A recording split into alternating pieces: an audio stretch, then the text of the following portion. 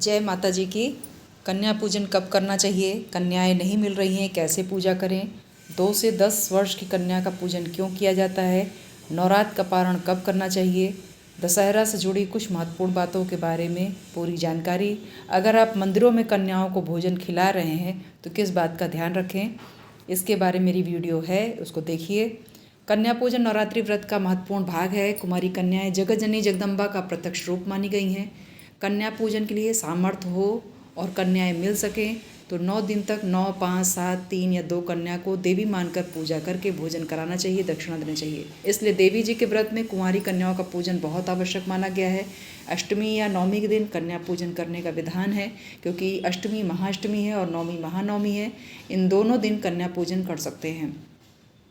अगर प्रतिदिन कुंवारी पूजन संभव नहीं है तो समाप्ति पर कन्या पूजन किया जा सकता है। नवमी के दिन कुंवारी पूजन से पहले ओम अन्नपूर्णाय नमः बोलते हुए भोग प्रसाद बनाना चाहिए, जिसमें हलवा, पूरी और चना देवी जी को बहुत प्रिय भोग है। कन्याओं का पूजन के पश्चात उन्हें भोजन कराएं। कुमारी पूजन कैसे करें? कुमारी पूजन के लिए 9 कन्याओं के साथ कहीं कहीं 2 या 3 बालकों को भी बिठाते हैं। गणेश, बटुक, लंगूर, इनका भी पूजन किया जाता है। ओम गंगणपतये नमः, ओम बम्बटुकाय नमः, ओम हनुमते नमः, ओम कौमार्ये नमः, इस तरह बोलते हुए सर्वप्रथम चरण धोकर पुष्प आदि से पूजन करें। उसके बाद आदर सहित बिठाकर उन्हें भोजन कराएं। पश्चात यथास्थिति यथा सामग्री वस्त्र, दक्षिणा, मिष्ठान आदि देना चाहिए। कन्याओं के चरण छूकर आशीर्वाद लें। कन्याओं के भोजन के बाद उनके हाथ में थोड़ा थोड़ा अक्षत देना चाहिए, जिससे वो आप पर और आपके घर पर छिड़क कर जाती हैं तो घर में सुख समृद्धि आती है। कन्या पूजन का क्या फल प्राप्त होता है?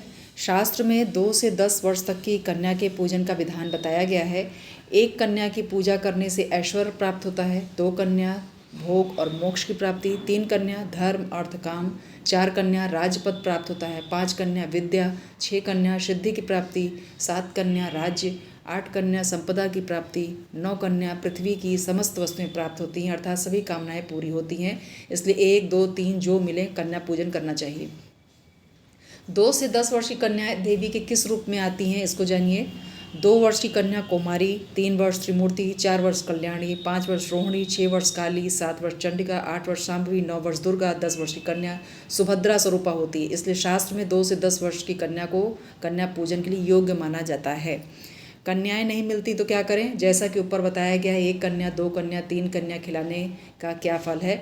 अगर कन्याएं बिल्कुल नहीं मिलती हैं फिर देवी जी के 9 रूपों का ध्यान करते हुए 9 थाली लगाएं। देवी जी के 9 रूपों में जल छिड़क कर रोली, चंदन, अक्षत, पुष्प चढ़ाकर देवी को भोग निवेदित करें। दक्षिणा समर्पित करें। फिर उस भोजन को गाय को खिला दें। दक्षिणा को मंदिर में जाकर दे दें, क्योंकि कन्याओं के भोजन से पहले उनका पूजन आवश्यक होता है। अगर आप मंदिर में भोजन खिला रहे हैं, ऐसे ही दे देते हैं जिसमें कन्याओं का पूजन नहीं होता। कन्या पूजन के लिए चरणों को धुलना, रोली, अक्षत, चंदन, पुष्प के द्वारा पूजन करना आवश्यक माना गया है। नवरात्र का पारण कब करें?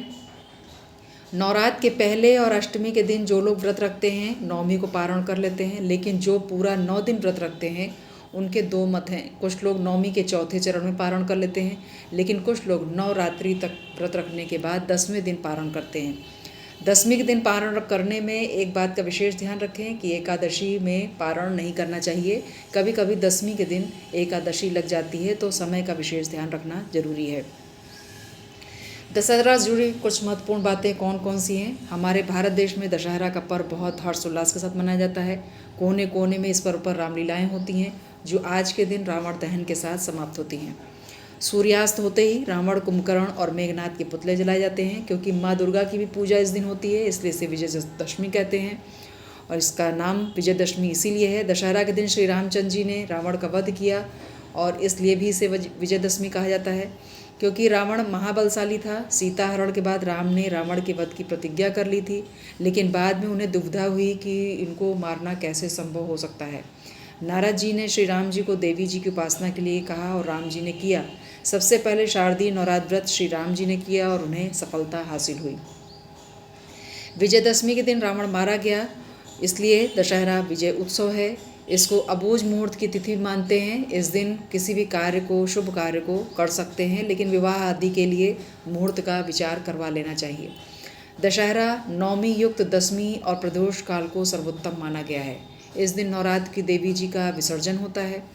ब्राह्मण आज के दिन सरस्वती पूजा करते हैं, क्षत्रिय लोग शस्त्र पूजा करते हैं और कहीं कहीं वैश्य अपने वही खाता का पूजन भी दशहरा के दिन करते हैं। दशहरा के दिन शाम के समय नीलकंठ पक्षी के दर्शन हो जाएं या प्रातःकाल ही दर्शन हो जाए तो बहुत अच्छा माना गया है, सभी मनोकामनाओं को पूरा करने वाला माना गया है। दशमी के दिन अपराजिता की लता का पूजन का विधान है, जिसे पराजित न किया जा सके। अपराजिता वो माँ दुर्गा का नाम है। दशहरा के दिन इनकी पूजा करने से सब जगह से विजय प्राप्त होती है। दशहरा के दिन शमी पूजन का भी नियम है। प्रातःकाल जल, अक्षत, मिष्ठान, धूप, दीप के द्वारा पूजा किया जाता है। सायंकाल दीपदान किया जाता है, जिससे शत्रु बाधा शांत होती है। अपराजिता के साथ जया और विजया की पूजा की जाती है। यह देवी का ही रूप है, इसलिए माँ दुर्गा की पूजा दशमी के दिन भी की जाती है। दशहरा के दिन श्री राम ने रावण का वध करने के लिए प्रस्थान किया और रावण का वध करके संसार को सुखी किया। दशहरा विजय उत्सव है और शारदीय नवरात्र, ये दोनों का विशेष महत्व हो जाता है। आशा है वीडियो आपको पसंद आई होगी। हर हर महादेव।